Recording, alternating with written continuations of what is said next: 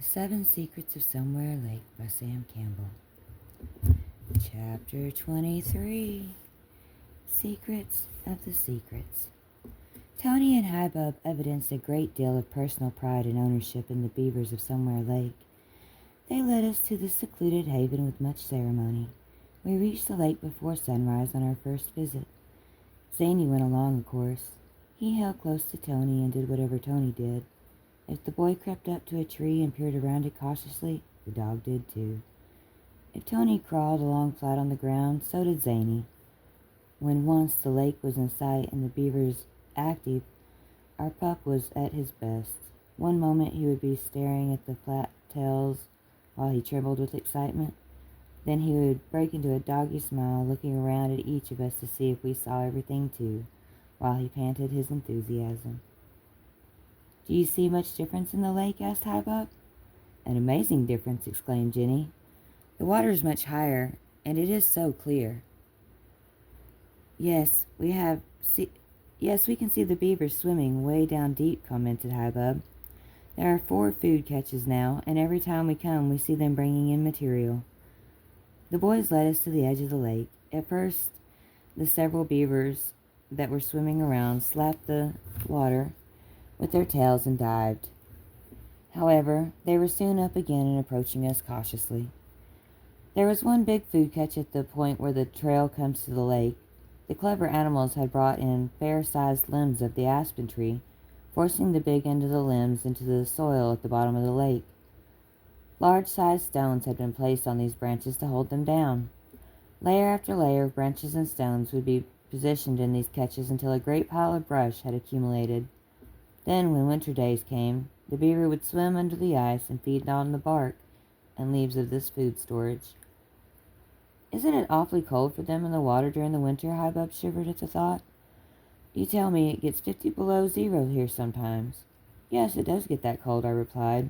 "But, Hubbub, the water under the coating of ice is comparatively warm. It must be 32 degrees above zero or higher, or it would be solid ice. Their fur is thick, their bodies warm, and so a swim in 32-degree water is like a dip in the tropical pool for them."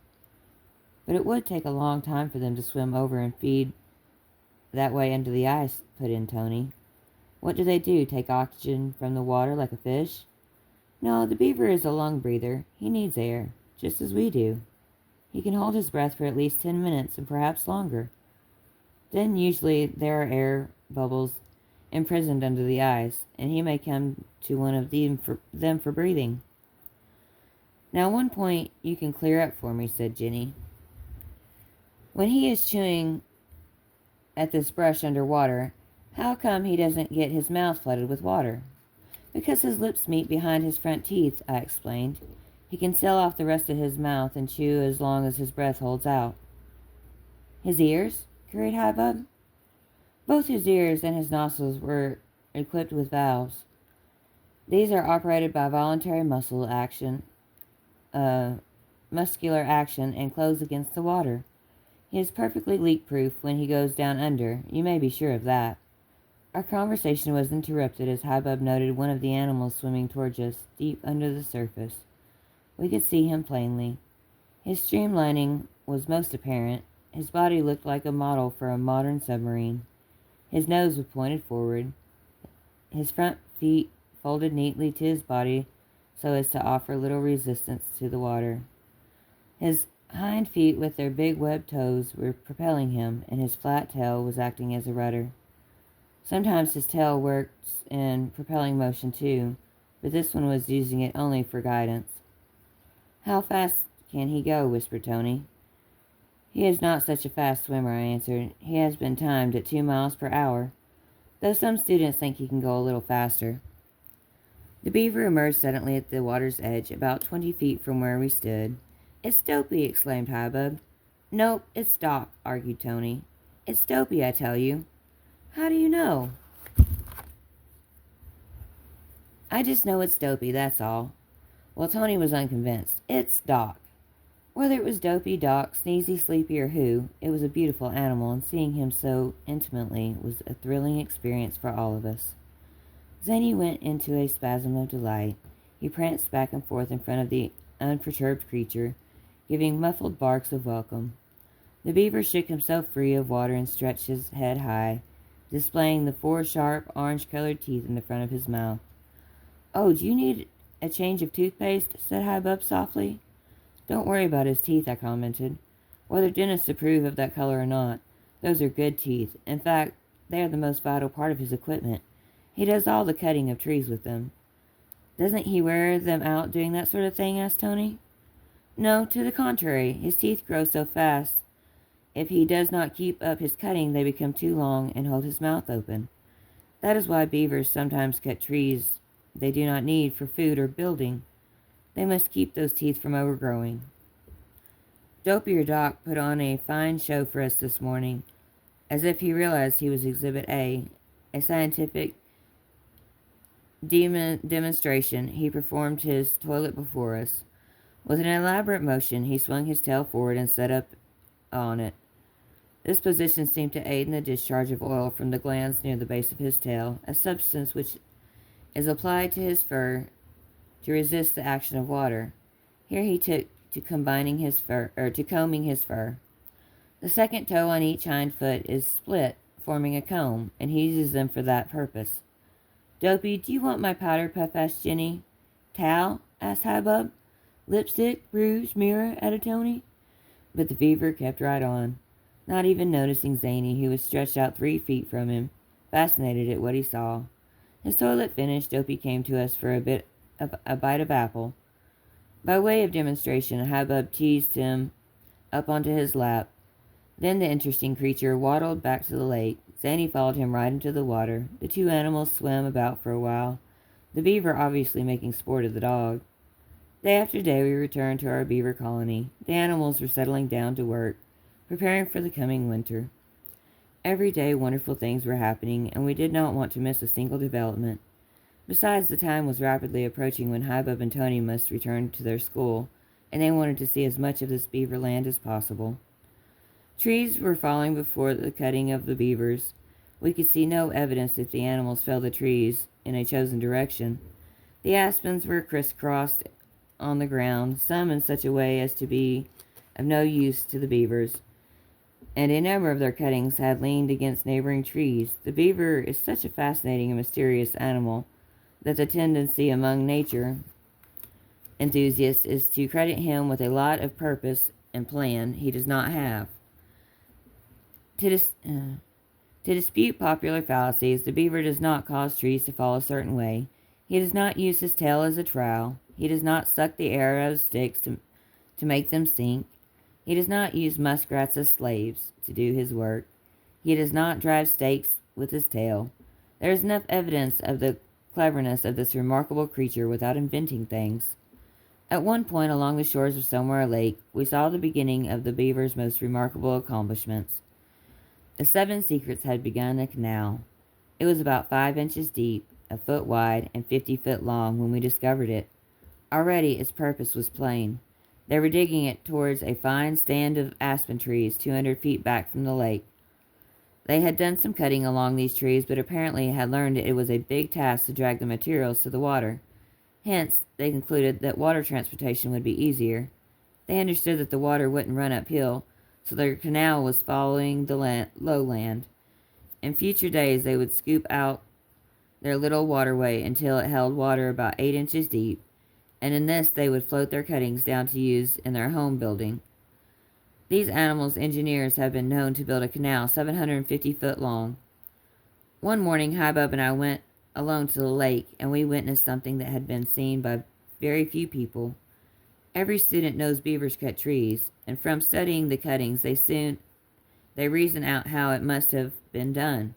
But seldom have I met anyone who has actually seen a beaver at work. Beavers use the nighttime for their labor, and this, coupled with their alertness and shyness, and especially their reticence at being caught away from the safety of their pond, make observation of them extremely difficult. Hybub and I arrived at the lake while the shades of night still hung in the woods. Zany, refusing to leave Tony, stayed behind, whining and looking after us, knowing full well where we were going. We paused back at the shoreline. Trees as was our custom in approaching the lake, to look about for anything unusual. There were 2 deer this eventful morning, and we remained concealed while we watched them slowly work their way along the shore and then turn back into the woods. "I hear something," whispered Hubbub. I caught the sound too, an intermittent chewing noise that came from a point rather close down the shore. We edged forward until we could get our binoculars on the spot where the sound originated. There stood a beaver, Dopey Hubbub said it was, working on an aspen tree that was about 6 inches in diameter and had already been cut halfway through. "Hubbub," I said softly, trying to curb my excitement. "Watch every bit of this. Remember what you see. This is a rare opportunity." The morning light was strengthening, and we could see the beaver plainly.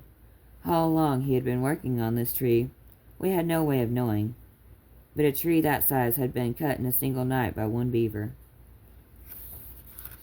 We noted that this work was constant, but it was not frantic. Nature's creatures seem never to work under strain. They are calm, deliberate, persistent, but not hurried. We saw him take one large chip after another from the widening gash in the tree. He cut first at one end, then at the other, then inserted his teeth in the center and pried the chip out. At times he stepped back from his work, actually looking towards the top of the tree, as if surveying its tendencies. Then he would resume his cutting, always the same method of taking out large chips. Once he stopped his work and fed for a few minutes on some grass near at hand. Following this, he calmly made his toilet and had the one we witnessed several days previously. Other beavers pressed near him, but none aided him. The cutting of the trees was his sole assignment. We kept our glasses on him for nearly 2 hours, and then saw the tree topple over. Without hesitating, the workers started cutting off the branches. Now other beavers joined in the task, both in cutting and dragging the material into the lake. At no time did we see any beaver hauling away a log or branch that another had cut. The law or custom seemed to be to cut and carry one's own. In an hour's time, the tree had been completely cut and the beavers disappeared into the lake. We went to the spot and took notes on the chips. Some of them were 5 inches long and half an inch thick. Where the trunk of the tree had been cut up, there were piles of chips by which one could measure the length of a log succession. Towards the butt of the trunk, 2 logs had been cut, 3 foot long. Higher up, these sections measured 4 and 5 foot each. "Never forget that experience, Hubbub," I commented. "You and I have been treated to a secret of the secrets." "I still wonder if I am dreaming," he answered, his face beaming. In successive visits, we saw the first work the animals did on their houses.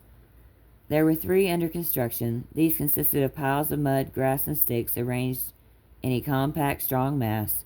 Each house will be enlarged until it raises above the surface of the water. The beaver tunneled up into the mound from the bottom of the pond, ultimately making a living room for himself and family above water level. This chamber may be as much as 6 feet across and 2 foot high. It will be perfectly sealed and plastered with mud, but an air vent will be left in the top. It is a marvel of planning, given the beaver protection from the weather and such enemies as the wolf and wildcat. Since he feeds under the water and enters his home from the bottom of the pond, he is well protected from all predators except the trapper. Somewhere Lake has one trickling stream as an outlet. Our 7 secrets apparently decided they wanted the water level raised, so they made a dam in that stream. We saw the first moves of this construction work. They placed green branches in the stream, the large ends of the limbs facing upstream, the leafy ends downstream. They forced these to stay in place by pushing them into the mud, then placing stones on them. Moss, mud, logs, and water-soaked sticks were added until the dam was nearly 2 foot high and 30 feet long. This ultimately would raise the lake level 2 foot, so the houses were planned accordingly. Controlling the height of the water by means of the dam was a great adventure to the creatures, as now they knew just where to make their living rooms so they would not be flooded. Nor would the water get so low that the young beavers of the next spring would have a hard time getting up into the home. We had nearly forgotten about the stranger who had visited our lake. Tony and Haba pointed out the tracks, but they had been almost completely washed away by the rains. It was the afternoon before Haba and Tony were to return to the city homes that we had our next shock at Somewhere Lake. We made a quick trip out there so the boys would have one of those last time looks at the place they had learned to love so well. As we sat watching the evening shade gather at the forest, we heard the breaking of twigs on a hillside on the far side of the lake. Thinking it was a deer coming, we directed our binoculars to the area. To our surprise, a man walked out of the woods and up to the shore. Anxiously I studied the figure. The light was not good, but there was no question. It was Bill. Bill the Trapper had discovered the 7 secrets of Somewhere Lake. Now what, I asked myself.